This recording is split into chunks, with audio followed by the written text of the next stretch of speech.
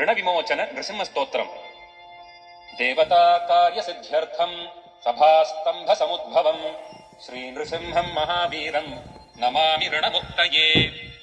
लक्ष्म्यालिङ्गितवामाङ्गम् भक्तानाम् वरदायकम् श्रीनृसिंहम् महावीरम् नमामि ऋणमुक्तये। आन्त्रमालाधरम् शङ्ख चक्राब्जायुधधारिणम् श्रीनृसिंहम् महावीरम् नमामि ऋणमुक्तये। स्मरणात् सर्वपापघ्नम् कद्रूजविषनाशनम् श्रीनृसिंहम् महावीरम् नमामि रणमुक्तये। सिंहनादेन महता दिग्दन्ति भयनाशनम् श्रीनृसिंहम् महावीरम् नमामि ऋणमुक्तये।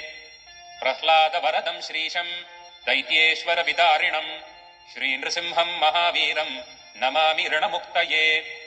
क्रूरग्रहैः पीडितानाम् भक्तानाम् अभयप्रदम् श्रीनृसिंहम् महावीरम् नमामि ऋणमुक्तये। वेदवेदान्तयज्ञेशम् ब्रह्मरुद्रादिवन्दितम् श्रीनृसिंहम् महावीरम् नमामि ऋणमुक्तये।